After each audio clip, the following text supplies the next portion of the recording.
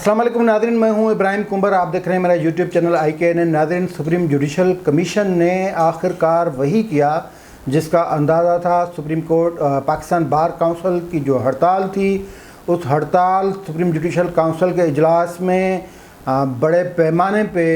लड़ाई या हंगामे के बावजूद सिंध हाई कोर्ट के 4 सीनियर जजों को नज़रअंदाज करके 5वें नंबर वाले जज को सुप्रीम कोर्ट में मुकर्रर करने की मंजूरी दे दी गई है। Chief justice of Pakistan justice गुलजार अहमद की सरबराही में जुडिशल कमीशन का इजलास हुआ। इस इजलास में 9 के 9 मेंबरान शरीक थे और इस इजलास में बड़े पैमाने पे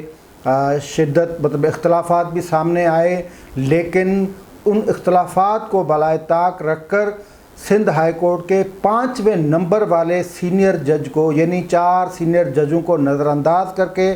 5वें नंबर वाले जज को वहाँ से एलिवेट करके सुप्रीम कोर्ट में मुकर्रर करने की मंजूरी दे दी गई है। आपको यहाँ मैं बता दूँ कि जुडिशल कमीशन के मेंबरान में से कौन कौन हैं। एक तो चीफ जस्टिस ऑफ पाकिस्तान जैसा कि जुडिशल कमीशन के सरबराह होते हैं, उसके अलावा 3 सीनियर जो जज वो सुप्रीम कोर्ट में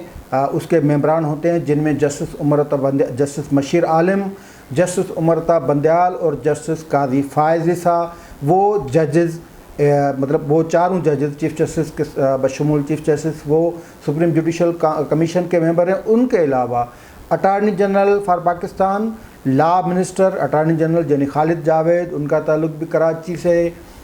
लॉ मिनिस्टर फ़रोग नसीम, उनका ताल्लुक़ भी कराची से, वो भी इस कमीशन के मेंबर हैं। पाकिस्तान बार काउंसिल की तरफ से ताज़ा नामज़द करदा जो अभी जिनको नामज़द किया गया अख्तर हुसैन, वो भी कमीशन के मेंबर हैं। और सुप्रीम कोर्ट बार एसोसिएशन की तरफ से जस्टिस रिटायर्ड दोस्त मोहम्मद इस कमीशन के मेंबर हैं। तो ये 9 रुकनी कमीशन ने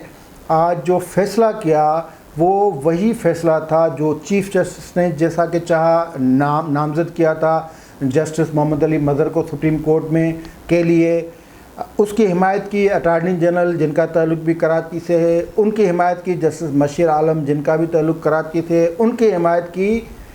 लॉ मिनिस्टर फ़रोग नसीम, उनका भी ताल्लुक़ कराची से, और जस्टिस उमरता बंदयाल भी justice chief justice of Pakistan के साथ खड़े हो गए।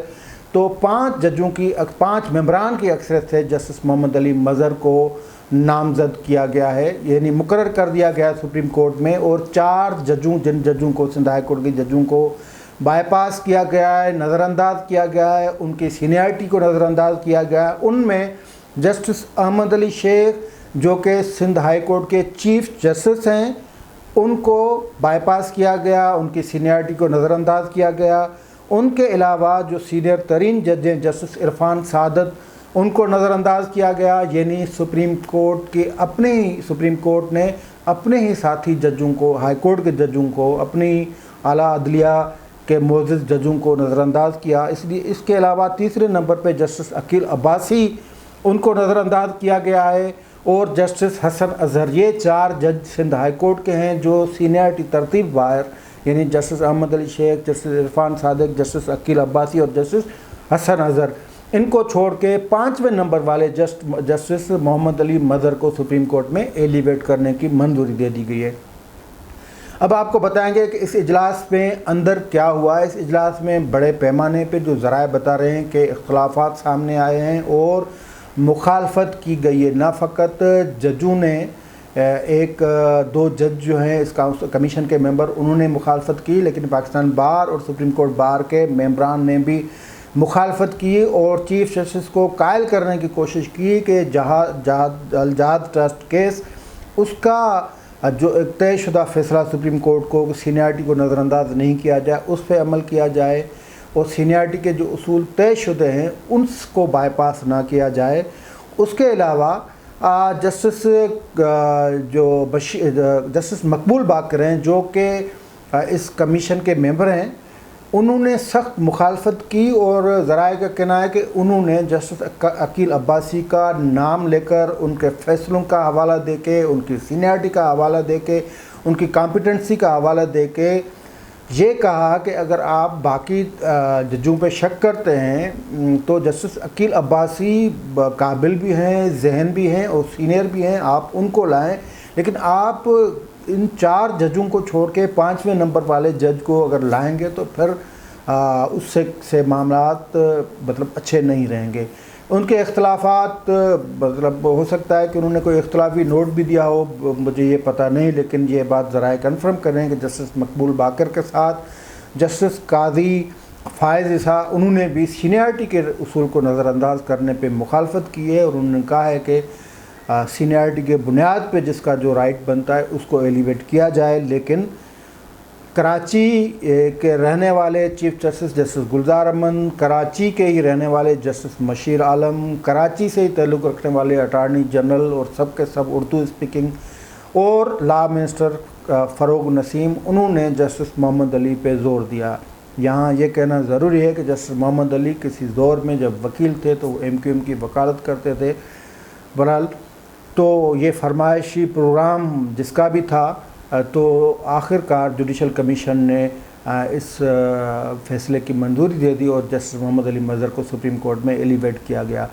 اب کچھ ذرائع کا کہنا ہے کہ پاکستان بار کونسل کے جو ممبر تھے, پاکستان بار کونسل کے ممبر اختر حسین ہیں جو کمیشن کے ممبر تھے, اس کمیشن کے اجلاس میں شریک تھے, انہوں نے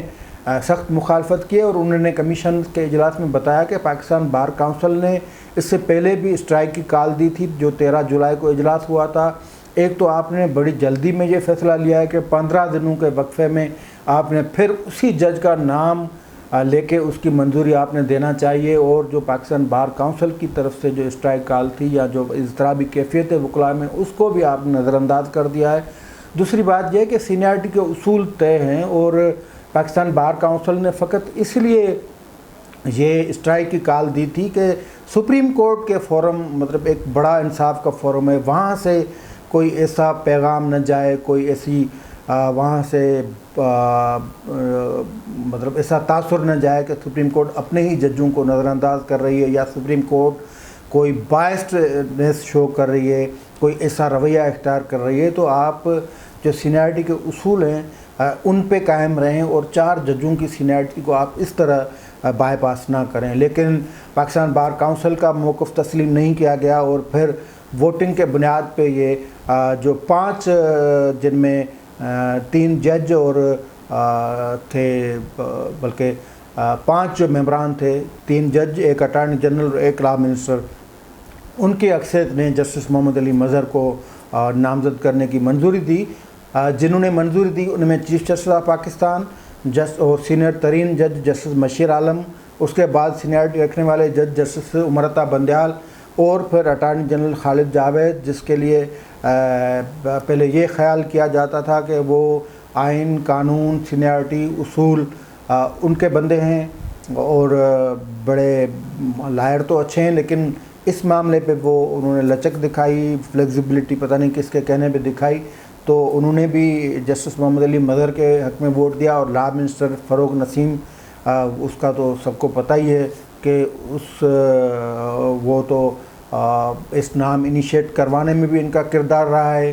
ان کو آگے لانے میں بھی ان کا کردار رہا ہے. تو بہرحال یہ 5 ووٹوں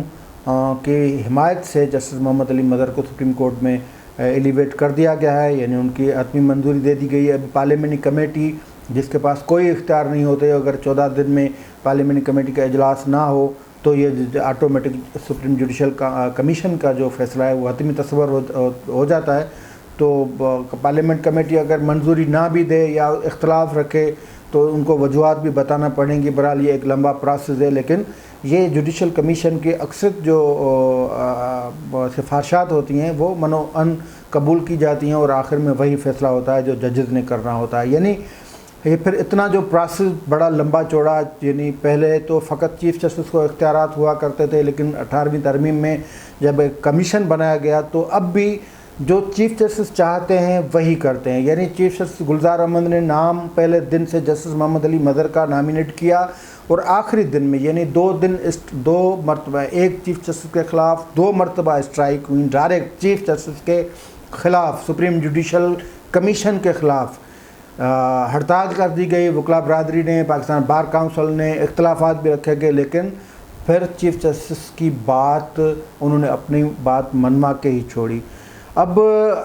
یہ کہا جا رہا ہے, ذرائع کا یہ کہنا ہے کہ اس اجلاس میں بڑا ہنگامہ بھی ہوا, اختلاف رائے بھی رکھا گیا, اور پاکستان بار کونسل کے جو ممبر ہیں اختر حسن، ان کا یہ خیال تھا کہ ہو سکتا ہے کہ جسٹس مشیر عالم وہ ہماری طرف ہو جائیں، کیونکہ اگر 5 ممبران مخالفت کرتے تو یہ فیصلہ نہیں ہو سکتا تھا، لیکن جسٹس مشیر عالم نے چیف جسٹس آف پاکستان کا ساتھ دیا، اور اس حوالے سے بھی ایک تھیوری چل رہی ہے، وہ تھیوری مارکیٹ میں ہے، اور وہ تھیوری یہ ہے کہ جسٹس مشیر عالم نے بارگیننگ کر لی ہے آخر میں، کیونکہ ان کو پھر یہ کہا جا رہا ہے، مطلب یہ ایک تھیوری میں بتا رہا ہوں، کنفرمیشن نہیں ہے اور میں کسی پہ الزام بھی نہیں لگاتا، لیکن یہ پھر کہا جا رہا ہے کہ ان کو یہ کہا گیا کہ اگلی باری یا اگلے ٹرن میں یا جب بھی جوڈیشل کونسل کا کمیشن کا اجلاس ہوگا تو 10ویں نمبر والے جو جسٹس ندیم اختر ہیں ان کو سپریم کورٹ میں ایلیویٹ کیا جائے گا۔ یہ جسٹس مشیر عالم کے ہو سکتے ہیں کہ وہ سینئر ہوں، جونیئر ہوں، ان کے ساتھ رہے ہوں، ان کے ساتھ کام کیا ہو، تو اس پہ ان کی حمایت لے لی گئی۔ اب یہ کسی پہ ڈائریکٹ الزام نہیں، لیکن یہ ایک تھیوری مارکیٹ میں چل رہی ہے، اور بہتر ہے کہ وہ تھیوری ہم آپ سے بھی شیئر کر دیں۔ اس کے علاوہ جو بات چل رہی ہے وہ یہ کہ جیسا کہ جسٹس احمد علی شیخ اس وقت سندھ ہائی کورٹ کے چیف جسٹس ہیں، ان کو کہا گیا کہ آپ کو ہم ایڈاک پہ سپریم کورٹ میں لے کے آتے ہیں۔ سپریم کورٹ میں ایڈاک ججوں کے تقرر کو کبھی بھی پسند نہیں کیا گیا، اور پھر ایک دور یہ بھی آیا کہ ایڈاک ججوں کو مطلب نہ لینے کی ایک روایت چل پڑی، جس کو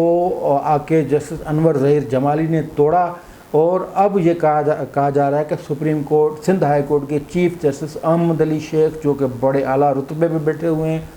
ان کو ایڈاک جج کے طور پہ سپریم کورٹ میں ایلیویٹ کیا جائے گا۔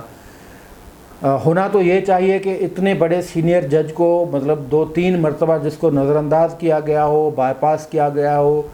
وہ یہ عہدہ نہ قبول ہے، لیکن یہ ذرائع کا کہنا ہے کہ وہ راضی ہے اس بات پہ، اور وہ ایڈاک قزم پہ سپریم کورٹ کا جج بننے کے جب ان کو کوئی پیغام اس طرح گیا تو انہوں نے ہاں بھی کر لی ہے، تو اس کی جو ان کی حیثیت ہوگی وہ سپریم کورٹ کے 14ویں نمبر پہ 14ویں کھلاڑی کی حیثیت ہوگی، یعنی وہ ایڈاک ہوں گے، اور بس بھلے رعایت مرایت وہی بھی ملیں، لیکن سپریم کورٹ کے وہ کنفرم جج 2 سال کے بعد ہی ہو سکتے ہیں، لیکن پوزیشن یہ رہے گی کہ وہ تمام ججز سے جونیئر ترین جج ہوں گے۔ تو میں خود میری رائے ہے اور یہ کہ ان کو ایسا اسٹیٹس قبول نہیں کرنا چاہیے، کوئی اتنی بڑی کنٹریبیوشن بھی خیر نہیں ہے ہائی کورٹ کے حوالے سے کوئی،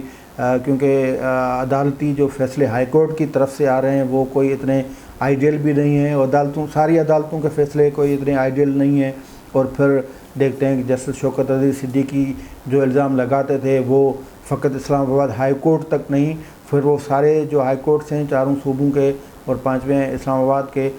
تو ان پہ سارے وہ اپلیکیبل ہیں، یعنی ان میں مداخلت ہو رہی ہے، فیصلے من پسند لیے جا رہے ہیں۔ بہرحال یہ صورتحال ہے، اور سپریم کورٹ نے باضابطہ طور پہ یہ جو معاملہ ہے وہ جسٹس محمد علی مظہر کو نامینیٹ کر دیا ہے۔ آج کے لیے اتنا ہی، دیجیے اجازت، اللہ حافظ۔